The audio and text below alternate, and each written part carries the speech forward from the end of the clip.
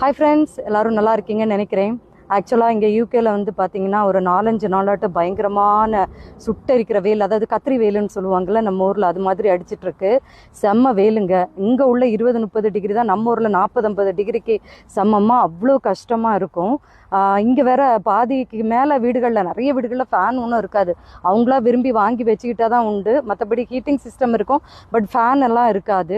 So வேணும்னா நம்ம ஒரு ஃபேனை வாங்கி வச்சுக்க வேண்டியது தான். இன்றைக்கி ஸ்பெஷலாக என்ன அப்படின்னு பார்த்தீங்கன்னா, இன்றைக்கி தான் அதிகமான பகல் நேரம் கொண்ட நாள். இன்னைக்கு ஜூன் 21, இன்னைக்கு தான் அதிகமான பகல் நேரம் கொண்ட நாள். இன்னைக்கு சன்செட் எத்தனை மணிக்கு அப்படின்னு பார்த்தீங்கன்னா, ராத்திரி 9:20க்கு தான் சன்செட்டே ஆகும்.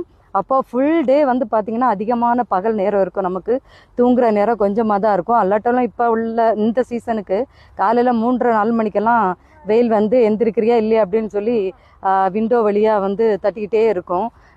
ஸோ நம்ம ஊரில் வந்து ஒரு வெயில் காலங்களில் வந்து நமக்கு நிறைய சாப்பிட்றது இருக்கும். அதாவது இளநீர் இருக்கும், நொங்கு இருக்கும், சர்பத் அப்படின்னு சொல்லி போகிற வார இடம்லாம் நமக்கு கண்ணுக்கு படும். இங்கே அது கிடையாது, ரொம்ப கஷ்டம். ஒரு இளநியை பார்க்குறதுக்கு 20-30 கிலோமீட்டர் போகணும்.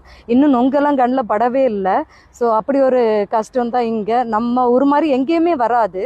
ஈவன் இளநீ கிடைச்சா கூட நம்ம ஊரில் இருக்கிற அந்த ஒரு ஸ்வீட்னஸ், அந்த டேஸ்ட் வந்து வரவே வராதுங்க. நம்ம ஊர் போல் எதுவுமே ஆகாது. ஸோ இங்கே வந்து அதுக்கு ரொம்ப கஷ்டம். ஒரு இளநீ நுங்கு கிடைக்கிறதுக்கெல்லாம் நாங்கள் ரொம்ப தான் ஏங்குறோம். ஸோ இந்த வெயில் காலத்தில் வந்து இதில் வேற பஸ் ஸ்டேஷன், ரயில்வே ஸ்டேஷனில் எல்லாம் 2 லிட்டர் 3 லிட்டர் தண்ணி கையில் வச்சுக்கோங்க, தண்ணி கையில் வச்சுக்கோங்கன்னு வேறு அட்வர்டைஸ்மெண்ட் வேறு. ஸோ அப்படி இருக்குது. ஸோ இன்னைக்கு ஸ்பெஷல் இதுதான். இன்றைக்கி லாங்கஸ்ட்டு டே லைட் உள்ள நாள் ஜூன் 21. சூரியன் வந்து லேட்டாக தான் இன்றைக்கி தூங்க போவார். அதுதான் இன்றைக்கி விசேஷம். நம்ம ஊர்லேயும் ஐ திங்க் நல்ல வெயில் கொளுத்துதுன்னு தான் நினைக்கிறேன். ஸோ எல்லோரும் சேஃபாக இருங்க.